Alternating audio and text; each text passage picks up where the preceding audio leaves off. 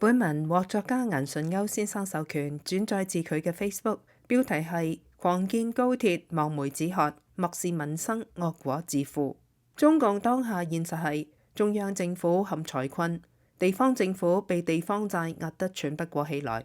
中共對面臨嘅困境顯示出手足無措嘅失能狀態。一方面不能夠失業振消費，一方面為維持 GDP， 仍不得不大撒幣作大投資，以期死水微瀾，製造繁榮假象。比如最近甚囂塵上嘅兩條巨型高鐵，呢兩條高鐵一係包海高鐵，從內蒙古嘅包頭市南北貫通，直達海南島嘅海口市，投資4200億；另一條叫滬渝蓉高鐵，亦叫沿江高鐵，從上海橫穿中國中部，直達四川嘅成都同重慶。據聞有啲路段直接喺長江底打通，工程難度好大。呢一條投資額5500億。中國南北貫通嘅高鐵，東部已經有京滬線、滬廣線、滬昆線；中部南北貫通嘅有京廣線。至於東西橫向貫通嘅，至少亦有徐蘭高鐵、滬昆高鐵、清泰高鐵、滬漢蓉高鐵。更令人咋舌嘅係，喺規劃中仲有八縱八橫嘅宏偉規劃，你會唔會驚掉下巴呢？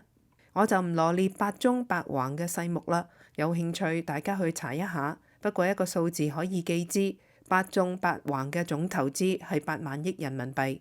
中國有冇咁大嘅高鐵需求呢？我記得今年春節綠皮火車突然火啦，因為高鐵票價貴，農民工回鄉寧願逼綠皮火車，慳翻一啲交通費。至於高鐵車廂空空、高鐵站荒廢呢一類新聞，亦都無日無之。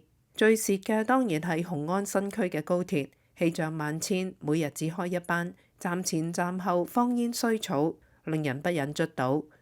據報道，上海虹橋站底下正喺度測試一條真空運輸管道，日後建成高鐵，時速高達每小時1280公里。上海出發9分鐘跑完長三角，一般民航客機時速係1000公里左右，即真空管道高鐵時速將會快過飛機。高鐵最大優點係快，快對出行有利。出行者一係傾生意，二係旅行。當經濟10級以下，幾多人有出門傾生意嘅急切需要呢？又有幾多人有閒錢整日出門旅行呢？今後10年、20年，中國經濟將10級以下，復甦無期。現有嘅高鐵已經車廂空空，日後再建八橫八縱，政府係咪打算用嚟養蚊呢？問題仲在於高鐵高投資、高負債，全國高鐵只有京滬線有盈利，其餘都喺度虧損。計下呢一筆帳，淨係付利息就係天文數字。呢個仲唔夠，仲要再高歌猛進，政府係咪嫌負債太少呢？對一個經濟陷入長期低迷嘅經濟體嚟講，速度唔再係重要問題啦。對躺平啃老嘅年輕人，快係冇意義㗎。對送外賣、跑快遞喘唔到氣嘅城市小民，出遠門更係奢想。世界第一嘅中國高鐵網絡已超過現實社會環境嘅需要。今年內 AI 將席捲全球，大量工作將由 AI 取代，到時機器人好忙，高鐵好空，嗰個先係奇特風景。中共做事當然有中共嘅道理，每年經濟要維持增長5%，即使可以虛構充數，表面上仍要有啲睇頭。於是高鐵呢一種大項目就不能只講經濟效益，仲要講政治效益。地方搞投資係地方官嘅政績，中央搞投資係中央政府嘅政績。中國高鐵已經係世界第一，正係我哋呢一個東亞病夫洗脫自卑感嘅國家工程。即使虧本亦係值得㗎。大投資項目帶嚟嘅貪腐機會多，每過一手都可從中揩油，自己唔落手，自有白手套代勞。3兩下轉折，錢最終都入咗自己口袋。據社會之錢為己有，何樂而不為呢？